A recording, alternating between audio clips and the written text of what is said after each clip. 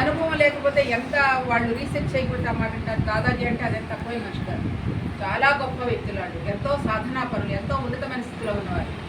అదేవిధంగా ఉపరాష్ట్రపతి గారు ఘనకరన్ ఉన్నారు, ఆయన కూడా వచ్చారు.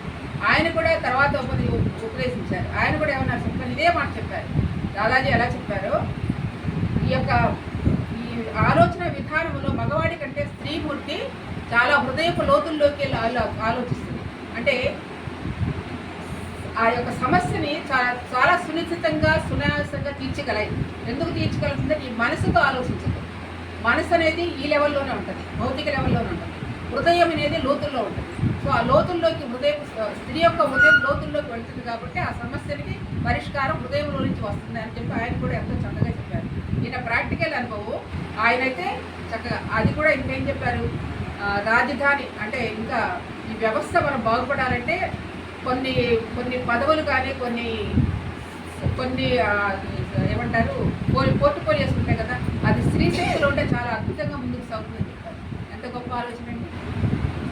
నిజంగా ఉన్న ఉదాహరణకి మనం చెప్పుకోవచ్చు, నిర్మలా సీతారామన్ ఒక రక్షణ మంత్రిగా చేసింది, ఆర్థిక మంత్రిగా చేసింది.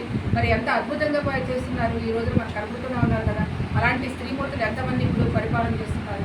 సో ఆ శక్తి సామర్థ్యాలు ఉన్నాయి. అంటే వాస్తవంగా ఇక్కడ చాలా ఒప్పుకోవాలంటే స్త్రీ యొక్క హృదయపు లోతుల్లోంచి ఉంటుంది అన్న సత్యాన్ని అంటే ఆ పురుషతత్వంతో ఉన్న మగవాడు గుర్తించగలిగాడు. అంటే ఆ పురుషతత్వంతో ఉన్న మగవాడు గుర్తించాడంటే ఆ పురుషతత్వంలో ఆ స్త్రీతత్వం ఉంది కాబట్టి గుర్తించగలిగాడు. అలాగే మరి స్త్రీతత్వంలో ఉన్నవాళ్ళు కూడా ఉన్నారు, పురుషాహంకారంతో ఉండేవారు. స్త్రీలుగానే ఉంటారు కానీ అధికారం అహంకారంతో కొట్టుకుపోయేవాళ్ళు బోర్డు మంది ఉన్నారు స్త్రీలు. అంటే ఎక్కువ వాళ్ళు అలా ఉంటాయి. సో ఇట్లా అంటే వాస్తవంగా చెప్పాలంటే ఇందాక నేను ఆ ప్రకృతి తత్వాన్ని ఆ సృష్టి తత్వాన్ని ఎందుకు చెప్పానంటే, ప్రకృతిలోకి ఆ సృష్టి నుంచి ప్రకృతిలోకి ఆదిశక్తి స్వరూపము లేకపోతే ఆ ప్రవాహం ఎలా ప్రవహిస్తుందో అదే స్త్రీమూర్తిలో కూడా ఆ మాతృత్వ భావన కావచ్చు, కారుణ్యం కావచ్చు, దయ కావచ్చు, జాలి కావచ్చు, ఆప్యాయత అనురాగాలు కావచ్చు, ఏదైతే స్త్రీ గుణాలలో ఉండాలో ఆ గుణాలన్నిటి కూడా చక్కగా ఆ స్త్రీలోకి ప్రవహింపబడుతుంది ప్రకృతి ద్వారా.